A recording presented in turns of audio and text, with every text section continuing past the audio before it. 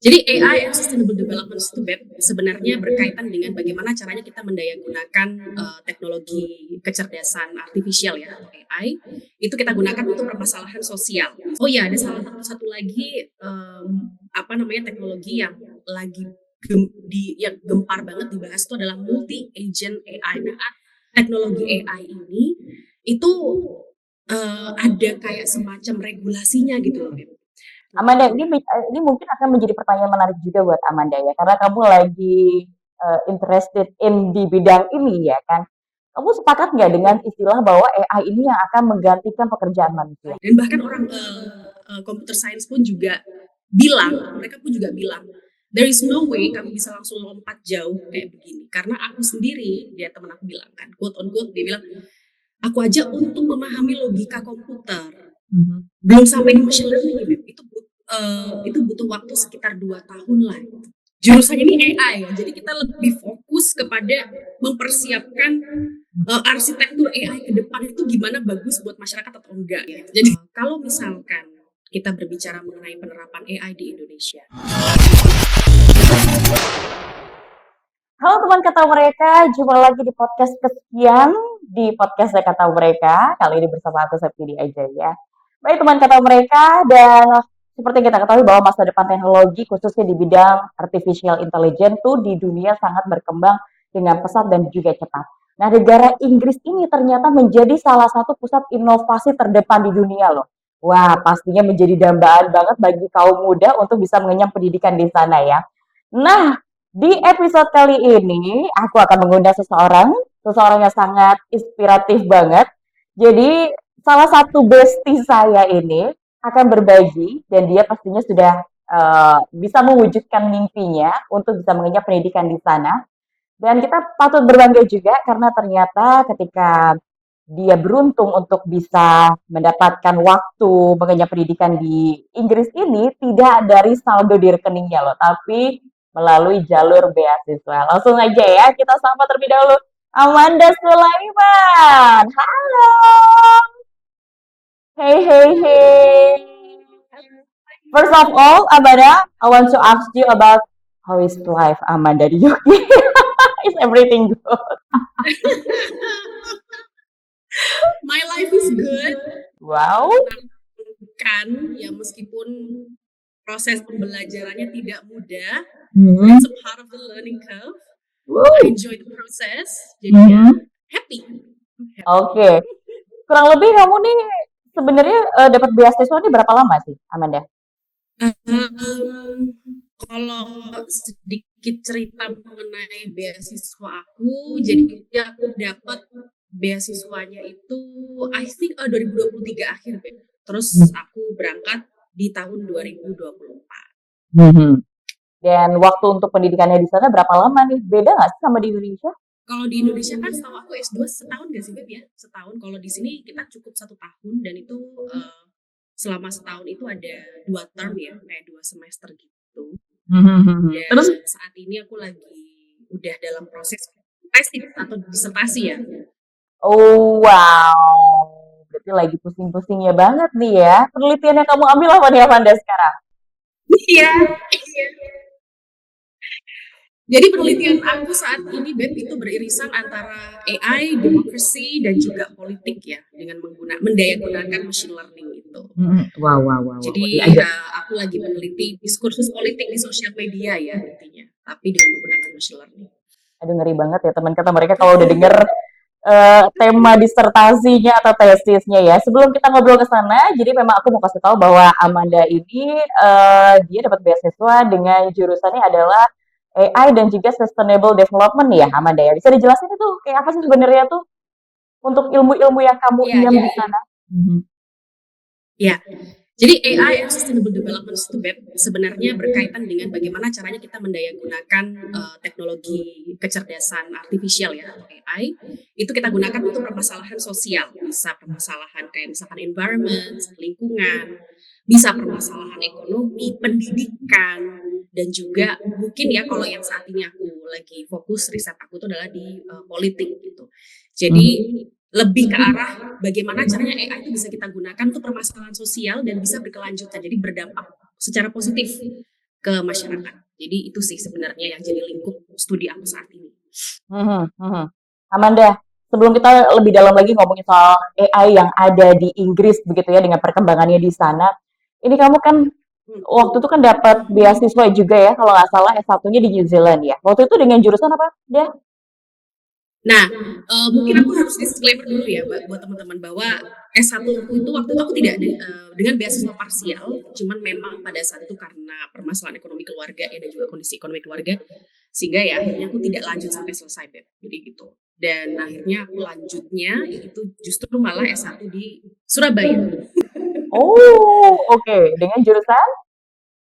dengan jurusan, nah ini yang menarik ya, itu Human Resource Management ya, MSDM. Jadi loncatnya jauh banget. Kenapa pada akhirnya kamu milih dengan jurusan yang sekarang? Karena nah ini pada saat dulu kita kalau masih ingat, jadi ada salah satu program itu kan Valentine Demokrasi ya, Beb, gitu. Mm-mm. Dan itu kan berkaitan dengan apa namanya, kampanye dan juga presidential election di tahun Ya. 2024. Nah, pada saat itu ada beberapa berita-berita yang aku baca ya di segmen Valentine Demokrasi itu yang berkenaan dengan sosial media, teknologi. Nah, dari situ akhirnya aku ngerasa kayak kok aku, karena ada rasa penasaran yang tinggi, jadi akhirnya kan aku pelajari dong gitu. Oh, oke, sosial media, algoritma. Nah, kita itu kan hanya pahamnya kan hanya sebatas di titik oke, sosial media itu punya algoritma, but how does algorithm works? Nah, dari situ titik pertanyaan aku yang bikin aku kayak oke lah aku ngambil S2 AI bidang gitu. Meskipun di awal pada saat aku daftar kampus, Beb, itu sebenarnya aku juga nggak paham apa itu sebenarnya bagian daripada AI gitu. Malah justru awal-awal aku daftar itu digital media loh, karena aku berpikir lingkupnya hanya di sosial media aja. Tapi kan digital media itu kan kayak semacam dia itu mempelajari fenomena sosial yang mungkin ada terjadi di digital media ya gitu, atau mungkin how media works di ranah digital gitu. Ternyata aku pengennya lebih dalam di bidang yang arah yang AI-nya gitu ya, machine learning-nya, algoritmanya gitu. Akhirnya, oh ini ternyata AI nih gitu. Ya udah akhirnya aku terjunnya di AI deh gitu. Menarik banget memang Amanda kalau kita berbicara soal tadi kamu bilang waktu presidential election itu sekarang justru banyak mereka melakukan propagandanya itu lewat sosial media ya. Dan itu menjadi budaya ya. Mhm. Betul. Mhm. Jadi itu yang sebenarnya jadi salah satu concern bahwa, nah sustainable development di sisi aku tuh apa sih gitu, karena demokrasi itu bisa terganggu, terutama tidak hanya pada saat kita ngobrol sama orang face to face atau bahkan di media-media tradisional ya kayak misalkan di newspaper atau apa, tapi bahkan diskursus politik kayak misalkan percakapan-percakapan di sosial media yang mungkin bisa jadi itu bisa mengarahkan orang pada pilihan politik tertentu gitu. Kalau bias, kalau nggak bias bagus, kalau misalkan bias kan bahaya, Beb, gitu. Jadi itu yang jadi salah satu concern riset aku saat ini. Bagaimana caranya kehadiran sosial media yang mana di dalam itu menggunakan algoritma, algoritmanya itu berpihak secara inklusif, baik itu di ranah politik atau apa, sehingga ketika orang memilih salah satu kandidat itu mereka tidak hanya karena FOMO atau apa, tapi literally karena memang mereka dapat informasi yang policy driven informations, bukan karena FOMO doang. Nah itu yang lagi aku concern saat ini. Menarik, menarik. Itu jadi sebenarnya yang memotivasi kamu kenapa pada akhirnya kamu ngambil jurusan ini ya, AI dan Sustainable Development ini ya. So why? Kenapa harus Inggris di antara banyak negara? Iya. Jadi karena kebetulan waktu aku cari kampus dan juga jurusannya ya, Beb, aku karena kan gini, kalau misalkan kita cari-cari kampus, oke aku mau belajar AI gitu. Kita kan harus cari dulu, cari tahu banget nih materi yang akan diajarkan apa. Nah, aku pada saat itu mikir aku nggak mau yang terlalu computer science banget nih, yang lebih ke arah AI engineer-nya. Jadi kalau AI engineer-nya itu adalah mereka akan berkutat di machine learning-nya. Biasanya itu rata-rata kayak gitu, Beb.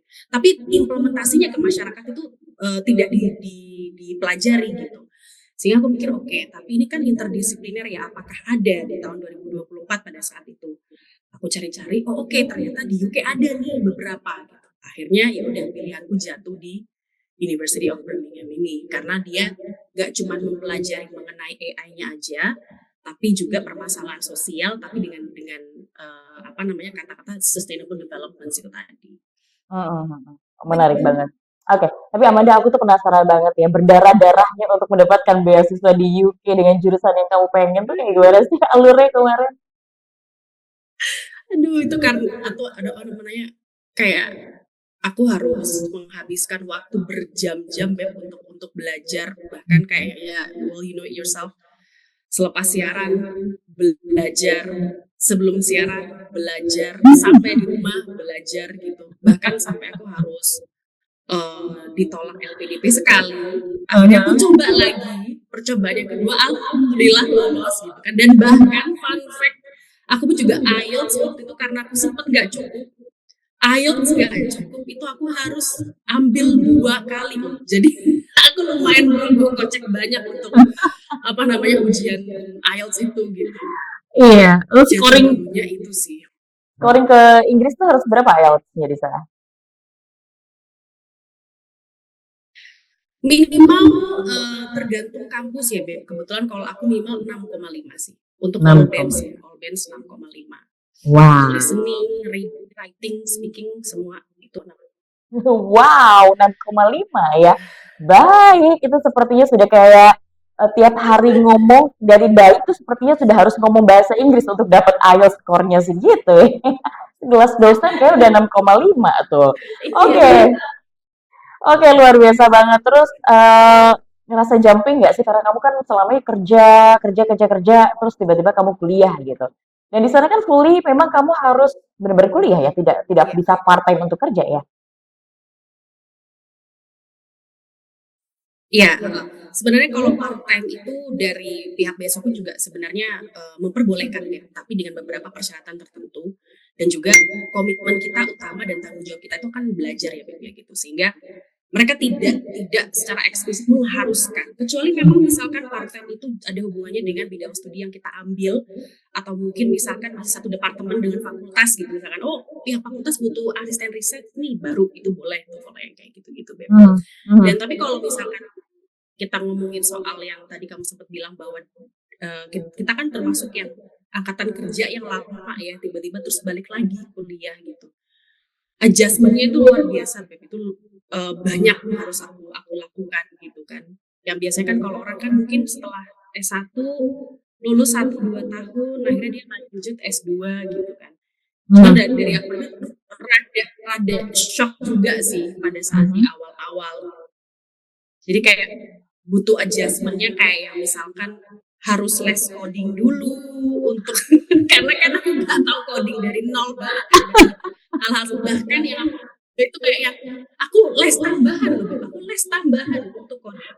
Karena kalau misalkan aku jam masuk kelas belajar coding, halo, aku jadi kayak gitu. Jadi Baik, rada berarti ngerasa shock culture banget nggak sih waktu datang ke sana, terus dengan kamu ternyata harus mengetahui, kayaknya aku harus belajar tentang komputerisasi kan, kayak coding-codingan gitu kan. Terus gimana caranya kamu penyesuaian betul. pada saat itu? Karena kan kayak seperti yang kamu tahu bahwa ini beasiswa, jadi benar-benar yang 2 semester itu kamu harus manfaatkan dengan baik. Gimana caranya Amanda untuk kamu, Amanda seorang Amanda ini untuk mengatasi itu semuanya?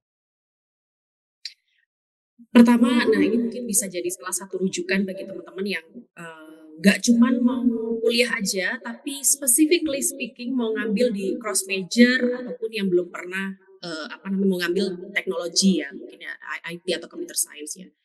Pertama itu adalah mungkin kita harus persiapkan dari beberapa modul-modulnya. Jadi ketika kita mendaftar di kampus tersebut dan kita tahu bahwa kita jumping dari keilmuan A ke B, berarti modulnya apa aja nih yang mau dipelajari? Kira-kira ada yang nggak familiar nggak gitu kan? Nah, yang nggak familiar ini kita coba pelajari dulu sih gitu. Give or take sebulan sebelum perkuliahan, at least kita pelajari banget karena sebenarnya kalau misalkan kita udah diterima di salah satu kampus di sini, 1 bulan sebelumnya pun juga mereka juga udah kasih sih kira-kira mata kuliah apa aja dan bahkan bahan bacaannya itu apa gitu. Nah, mungkin salah satu hal yang bisa sangat membantu itu adalah kita banyak pelajari ini sih kayak apa namanya reading list-nya itu tadi, reading materials-nya kayak gitu sih. Yang Hmm. mungkin bisa ngebantu. Dan sampai sekarang kamu juga masih ada tambahan itu, les tambahan itu untuk coding. Udah nggak ada sih Beb ya. Itu waktu itu masuknya di term 1. Mind you, aku minta tolong sama anak S1, kebetulan di sini orang Indonesia juga, tapi dia anak computer science. Dan bahkan orang computer science pun juga mereka pun juga bilang, there is no way kamu bisa langsung lompat jauh kayak begini. Karena aku sendiri, dia teman aku bilang kan, quote on quote, dia bilang, aku aja untuk memahami logika komputer belum sampai di machine learning Beb. Itu butuh waktu sekitar 2 tahun lah. Bayangin, tapi aku udah langsung dipadatkan Wow, dalam kurun waktu 1 tahun. wow, masih shortcut ya kamu ya? Jadi saya Dalam ngambil 1 tahun. les, waktu itu ambil les, iya lumayan struggling waktu itu di awal-awal. Mhm, mhm, mhm. Aduh. Oke, nah lalu juga mungkin lebih mengaitkan lagi kepada AI di UK. Nah, kalau kita melihat perkembangan Oke. AI di UK compare to Indonesia, kamu sebenarnya ngikutin juga nggak untuk yang perkembangan AI di Indonesia?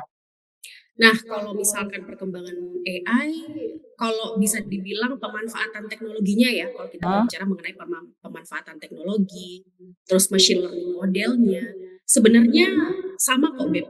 Semua sudah mendayagunakan hal itu gitu. Kayak Mhm. misalkan ada salah satu isu terkini di AI itu large language models misalkan atau LLM. LLM di sini sudah digunakan, di Indonesia pun juga sudah mulai diupayakan digunakan kok Beb. Jadi large language model itu kayak semacam apa ya? Kayak kita ChatGPT lah gitu. Bagaimana caranya mesin itu memahami bahasa manusia tapi dengan data yang banyak banget. Nah, tapi kan kalau data yang banyak ini kan kebanyakan data-data bahasa Inggris. Misalkan literatur bahasa Inggris gitu kan ya. Nah, kalau di Indonesia sendiri LLM penerapannya pun juga udah ada dan itu spesifik itu untuk khusus orang Indonesia, misalkan kayak bahasa-bahasa Indonesia yang lagi diupayakan di Indonesia. Jadi kurang lebihnya sebenarnya untuk pemanfaatan teknologi sama kok, Beb. Tapi mungkin misalkan nih lebih ke arah kecanggihannya perusahaan-perusahaan yang sudah mendaya gunakan mungkin jauh lebih banyak di sini misalkan contoh daripada di Indonesia. Jadi gitu sih, Beb, Hmm, kurang lebihnya. oke. Boleh share ke kita juga dong di Inggris ini tuh di bidang atau aspek apa aja yang sudah kayak sinergi dengan AI? Nah, kalau misalkan yang sudah sinergi di AI sudah cukup banyak ya, Beb ya. Bahkan kayak misalkan smart city pun mereka juga sudah menggunakan AI. Ini kalau misalkan di governance. Kalau B2B atau bisnis mereka pun juga sudah menggunakan AI. Dan hal yang paling sederhana banget tuh kayak misalkan contoh chatbot ya. Chatbot itu kan salah satu bentuk apa namanya AI juga ya, dan mereka menggunakan yang namanya NLP atau Natural Language Processing. Itu pun juga sudah banyak digunakan kayak gitu. Tapi terlepas daripada teknologi yang digunakan, memang di Barat terutama di UK saat ini yang menjadi salah satu concern itu adalah etika AI. Jadi Etika? gimana caranya penggunaan teknologi AI ini itu ada kayak semacam regulasinya gitu loh, Beb. Jadi bayangin aja teknologi yang berkembang sedemikian cepat tapi tidak didukung dengan regulasi yang baik, akhirnya kan kayak kemana-mana. Jadi ada salah satu isu di sini yang lagi jadi pembahasan itu dalam black box AI, Beb. Jadi bayangin aja kayak misalkan gini, kamu main sosial media deh gitu. Tiba-tiba, kok aku direkomendasikan konten ini. Dari konten ini kamu tertarik sama konten itu terus gitu kan. Tapi kan kita nggak pernah tahu sebenarnya algoritma yang mereka gunakan apa sih, machine learning model yang digunakan oleh perusahaan sosial media itu apa sih? Itu kan tertutup, Beb, tidak terbuka. That is called black box. Bagaimana machine learning model itu mengambil keputusan untuk memberikan kamu referensi itu kan tidak didisclose oleh perusahaan. Dan itu sangat berpotensi banget, Beb. Sorry, ada telepon dari ayah aku. Jadi itu bisa jadi salah satu potensi yang cukup berbahaya kalau tidak diregulasi dengan baik gitu. Itu yang jadi concern di sini sekarang. Black Oh, box AI itu. maka peraturannya sudah keluar di sana. Kalau untuk peraturannya sebenarnya mungkin masih dalam proses, sudah ada, tapi mungkin tidak sekomprehensif itu ya gitu. Karena kita berhadapan dengan teknologi yang cepat banget dan regulasi ini kan juga masih mempelajari ini teknisnya kayak apa kayak gitu. Kayak bahkan misalkan contoh, oh ya ada salah satu lagi apa namanya teknologi yang lagi yang gempar banget dibahas itu adalah multi agent AI. Multi agent AI itu basically adalah kayak misalkan contoh gini, kamu punya perusahaan, kamu bisa mendelegasikan masing-masing untuk mempekerjakan sesuatu itu, tapi mungkin bukan perusahaan ya. Jadi sebenarnya multi agent AI itu juga sudah diterapkan di perusahaan kayak misalkan supply chain, kayak misalkan Amazon, bagaimana caranya pergerakan barang itu diatur, itu ada sendiri-sendiri. Jadi ada AI khusus yang nanti akan ngatur administrasinya, ada AI khusus yang nanti akan ngatur, oke, untuk pengirimannya, nanti ada AI khusus yang ngatur mengenai klien-kliennya. Jadi itu namanya multi agent AI, itu juga sudah ada begitu. Dan itu kan regulasinya kan masih belum dibahas lebih detail di sini. Nah, itu lagi sedang digodok sih gitu. Oke. Amanda, ini mungkin akan menjadi pertanyaan menarik juga buat Amanda ya, karena kamu lagi interested in di bidang ini ya kan. Kamu sepakat nggak dengan istilah bahwa AI ini yang akan menggantikan pekerjaan manusia? Karena izin ya, 2025 ini banyak sekali PHK massal dan kita pikir bukan karena efisiensi semata, tapi ternyata karena ya kecanggihan teknologi itu semua jadi digantikan. Justru mereka yang bikin aplikasi itu, kita tahu ya datanya ada nih di berita di bawah Microsoft sendiri, Google, Amazon tuh sudah layoff beberapa karyawannya loh. Kamu sepakat nggak? Iya, iya. Kalau aku bilang akan 100% menggantikan itu enggak ya, Beb ya. Mungkin hanya di beberapa, bukan bidang kalau aku bilang, di beberapa task-task saja yang akhirnya kita tidak membutuhkan manusia. Ya, salah satu contohnya seperti yang tadi aku sempat bahas mengenai chatbot ya. Biasanya kan kita punya yang namanya customer service. Ternyata chatbot sudah bisa cukup versatile untuk menjawab para customer kayak gitu-gitu. Jadi hal-hal yang sifatnya pekerjaannya itu repetitif atau bisa diotomasi itu nantinya pasti akan tergantikan oleh AI gitu. Jadi kalau aku bilang sih maybe enggak 100% ya Beb ya. Cuman ya 50% lah untuk saat ini gitu. Oke. Nah, di kampus kamu nih pernah nggak mungkin di dalam satu kelas nih kamu ada pembahasan yang seperti ini nggak? Pernah nggak sama dosen kamu? Benar nggak sih ini pasti akan sangat apa namanya mendistrupsi untuk lapangan pekerjaan manusia. Nah, menariknya Beb untuk jadi gini, mungkin karena kita apa namanya jurusannya ini AI ya, jadi kita lebih fokus kepada mempersiapkan arsitektur AI ke depan itu gimana bagus buat masyarakat atau enggak gitu. Jadi lebih kepada itu sih. Cuman mungkin memang kayak misalkan yang lagi kita yang jadi pembahasan bagus banget itu yang aku ingat tuh adalah bagaimana AI itu bisa bias, Beb. Itu juga bahaya banget. Dan itu sudah terjadi sebenarnya, Beb. Jadi ada salah satu kasus di ya e-commerce lah ya, e-commerce aku bilangnya ya, e-commerce yang mana dia lagi buka nih kayak buka semacam rekrutmen gitu.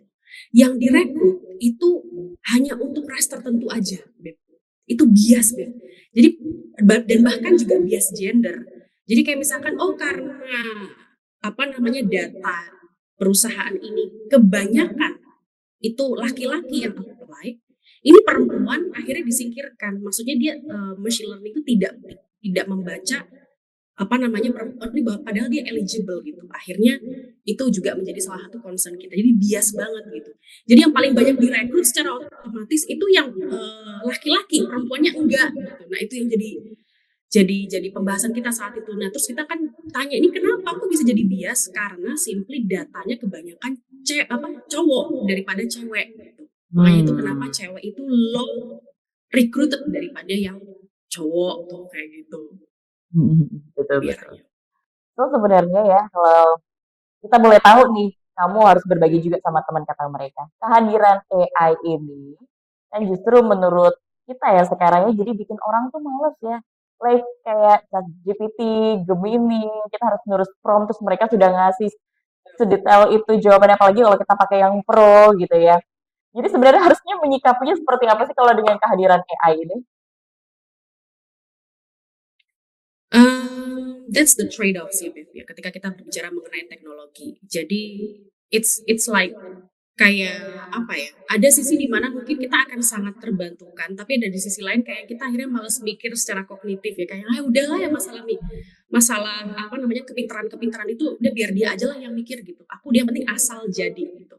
It's more like itu balik lagi ke ethics kita ya. Jadi ya itu tadi akhirnya kita balik lagi ke paling dasar itu adalah how we can educate people to utilize AI. Nah, balik lagi untuk yang di pendidikannya. Jadi sekarang kita balik gimana caranya kita bisa membangun mental dan juga mindset masyarakat hingga nanti akhirnya ketika mereka mendaya gunakan AI itu nggak hanya sekedar ya udahlah dia aja, tapi dia tidak mendayakan kognitif secara optimal gitu. Jadi balik di pendidikan awalnya sih sebenarnya. Ini juga PR yang penting juga sih Beb. Karena mungkin ada orang di sana yang penting asal pakai teknologi tapi nggak tahu dampak implikasinya ke depan seperti apa gitu ya. Mungkin misalkan kalau kita bisa contohkan analoginya balik lagi pada saat awal-awal social media booming. Asal aja mereka pakai, akhirnya muncullah yang namanya social media literasi. Nah itu mungkin juga penting juga sih ada pendidikan yang namanya literasi mengenai AI dan penggunaannya supaya bagus buat masyarakat dan dia juga kayak gitu. Menarik banget. Terus kalau kamu melihat di negara kita sendiri begitu Indonesia, kita berharap banget nih kamu pulang dari sana benar-benar freshly kamu bisa apa namanya membawa satu gagasan ya kiranya dengan isu-isu tentang digitalisasi ataupun perkembangan zaman di bidang teknologi ini yang harus kiranya dibenahi. Dari segi apa? Kalau aku bilang sih yang paling dasar ya Beb ya, kalau misalkan kita berbicara mengenai penerapan AI di Indonesia, ini aku jujur aku sempat tulis ini di salah satu tugas aku di semester pertama. Jadi saat itu aku nulis paper mengenai kesiapan penerapan AI, tapi di negaraku sendiri gitu. Akhirnya setelah aku melakukan banyak riset, hal yang paling sederhana itu adalah infrastruktur digital kita yang masih kurang Beb sebenarnya. Ada beberapa wilayah-wilayah yang mungkin mereka tidak terjangkau ya untuk infrastruktur digitalnya dia gitu. Hal yang paling sederhana itu dulu gitu.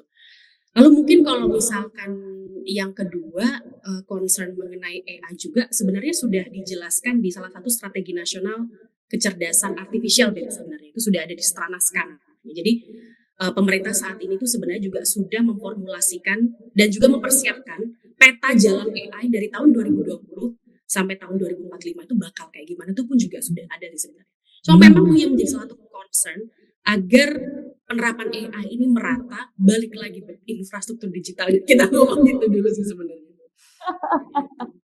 Oke, Amanda kayaknya memang waktu kita terbatas ya. Jadi aku pengen tahu aja nih kira-kira kalau kamu udah pulang ke Indonesia, tujuan kamu apa, proyeksi kamu apa ke depannya sih nanti kalau kamu udah ke sini? Udah balik ke negara kamu sendiri. Aku berharap sih aku bisa berkontribusi lebih ke arah risetku ya Beb ya, karena itu yang menjadi salah satu concern aku itu adalah ya itu tadi ya, bagaimana diskursus politik di sosial media itu bisa shaping pilihan politik kita gitu. Dan jangan sampai kalau misalkan kita sudah mendapatkan literasi sosial media yang baik gitu ya. Cuman kalau misalkan ternyata dengan literasi sosial media yang baik, tapi kita terpapar dengan salah satu isu yang mana itu mungkin isunya bukan policy driven, tapi isu-isu emosional kan akhirnya kita sebagai masyarakat kan tidak bisa mengambil keputusan untuk turut serta dalam politik dan juga demokrasi di negara kita gitu. So long story short ya harapanku ke depan mudah-mudahan sih risetku bisa berkembang dan bisa bermanfaat sih ya untuk Indonesia juga. Ya harapannya bisa langsung kerja lah. Itu dulu pasti. Oh pasti Amanda. Kamu pasti akan sangat banyak dibutuhkan di Indonesia ya. Kayak kamu udah pilih jurusan yang tepat banget nih beneran. Amanda sekali lagi thank you banget. Terima kasih udah ganggu juga soal waktu kamu. Habis ini kamu kayaknya harus balik banyak belajar ya karena kamu lagi ini kan di step di masa-masa kamu disertasi ya. Saya selalu pokoknya Amanda. Terima kasih banyak pokoknya udah ngasih wawasan ke kita begitu ya, cerita-cerita inspiratif. Jadi teman-teman tadi memang sebenarnya perjalanan podcast ini tadi kita bercerita dari perjalanan yang Amanda dapat beasiswa, terus bagaimana dia tertarik dengan dengan jurusan ini begitu kan ya. Lalu memang ini menjadi jawaban mungkin dengan isu yang sedang terjadi di dunia terkait kecepatan teknologi termasuk di bidang artifisial yang mungkin hingga saat ini belum terregulasi. Semoga bermanfaat dan kita berjumpa lagi di next episode-nya. Terima kasih.